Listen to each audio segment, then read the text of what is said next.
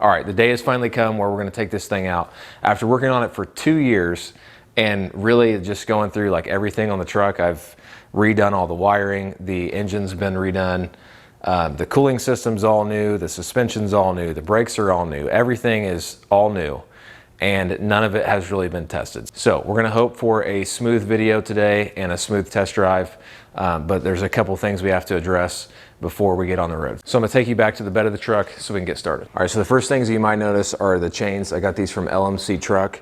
That way the tailgate's not flapping around, and those are good and sturdy. That gate is not going anywhere. I'll get to this gigantic open spot on a later date. We do have to throw the taillights back in, make sure that the wiring is all done up to there, swap out that license plate because obviously that's not valid. And then I also got new bed bolts. Those are from LMC Truck as well. They're just kind of down in there. They're not actually secured yet, so we'll have to tighten those up. We'll check to make sure everything is functioning properly in there. And then up here, we'll let this thing idle for a little bit and make sure that all the fluids are staying in there, there's no leaks or anything, and all the wiring that we've done is going to hold up. And most importantly, since this is a single master cylinder, then we need to make sure that that is all tight and there are no leaks, because if something goes wrong there, then we're probably going into a ditch. So I think everything else up here is all good. So we'll check tire pressure, stuff like that. First thing we're gonna do is make sure that all these fasteners are done underneath the bed.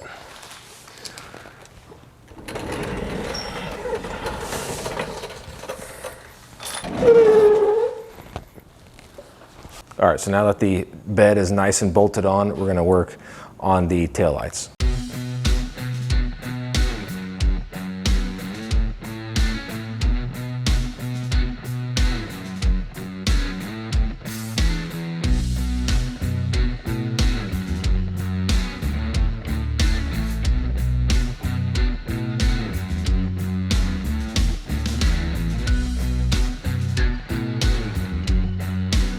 All right, I'm just putting this last little cover on, and then once we get this on, we're gonna see if these lights are working. So just put this guy back in there, see if these are working. They are. And then I'll hit the brake lights.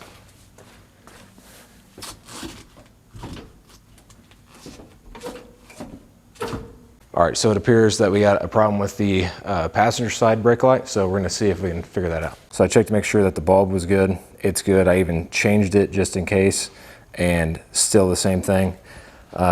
So I tracked down like where I'm getting power. I'm getting power all the way to right here, and even on this wire. But I think it has to do something with the actual socket down here itself, so I'll probably have to change that, or maybe I can pull this boot back and figure out what's going on in there. I finally got the taillight figured out. It was literally just a ground issue. So I did just clean up some contact points, and then now everything's working flawlessly. So now we can move on to the next thing. Hey guys, I hope you're enjoying the video. Recently, I went and looked at some analytics and saw that most of the people who are watching my videos are not subscribed to the YouTube channel. So I would greatly appreciate it that for future updates and everything else, because there's multiple builds going on all at once. And if you want to get all those updates and everything, make sure that you're subscribed to the YouTube channel. I would greatly appreciate that. That helps me grow the channel and make sure that we can continue working on these awesome projects. All right, so one of the next things I was talking about was just putting a little bit more tension on the slave cylinder down there, because there's a little bit of slop in it. So I'm gonna go down there and tighten that up. I installed this master cylinder. This is a single master cylinder with a braided hose that runs down to a slave cylinder. And there's a provision on the bell housing for 2 bolts to mount the slave cylinder to perfectly, and it'll actually actuate the clutch fork. That upgrade was done in a previous video, so I will make sure that that gets linked to in this video. All right, so we've got the clutch setup adjusted. Now we're just adding some fuel, and we're getting close. We're just gonna put like 3 gallons in, just enough to kind of run it around for a little bit. All right, we're all fueled up, and I'm just gonna snug up the electrical connections up here on the battery, because I know for sure they've been loose. All right, now I think we're ready to start moving some stuff out of the way and try to get this thing on the road. Get this thing fired up. It's been sitting for a little bit, so it'll have to cycle some gas through it, but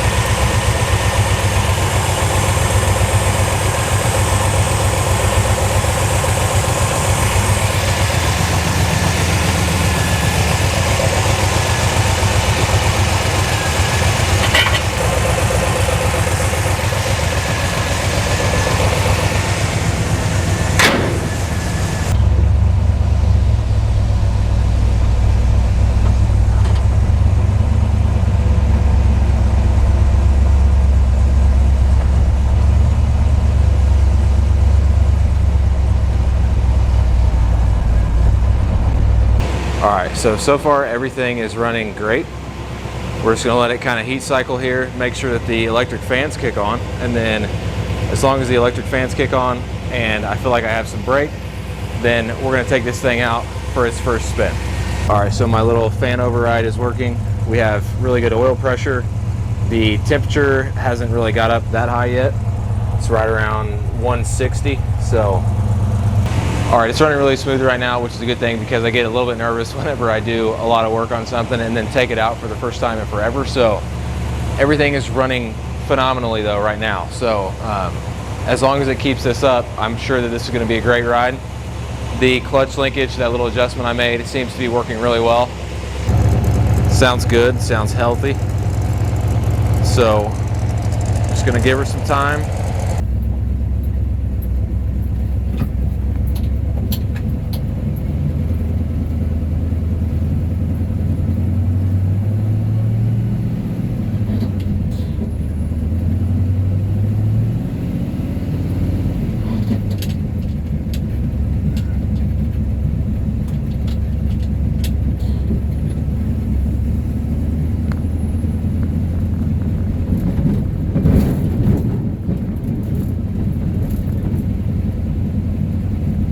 So I didn't take the truck out very far, but I did go down through my neighborhood and just kind of went down till it ended and then came right back. But that was enough to like hit some bumps and make sure that like everything was going to stay intact. And it's ultimately a very bumpy road, so I can't go super fast or anything, but it really was the first time that I actually got to take it out and shift through the gears and make sure that everything was working, because the only time that I've had it out in the past was whenever I was testing the hydraulic clutch setup.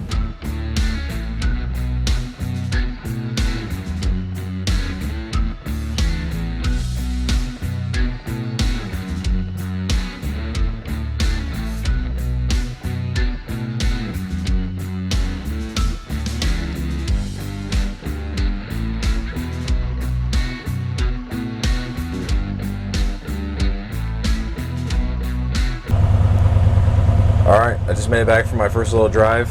Everything went really good. The cooling system's all working really well. The odometer is a little bouncy, it just goes all over the place. We have good oil pressure, temperature is right where I want it. This thing has been converted over to an electric fan, so the electric fan kicks on within the temperature that I want it to manage, so that's all great, working perfectly. All right guys, so I got it pulled back into the shop and everything went really well. The temperature stayed right where I wanted it, like I was saying. The oil pressure is really good. For a healthy engine, you know, these Y blocks compared to like a small block Chevy or something like that, they don't produce as much oil pressure at idle. So if you're watching this and you're used to, say, a newer engine, then it's not going to produce as much oil pressure as that. So the oil pressure that it's sitting at right now, which is about 30 at idle, and then as soon as you stomp on it, it goes up to 45, 50. And then depending on how high the engine revs, obviously it'll build. So everything's well within spec though.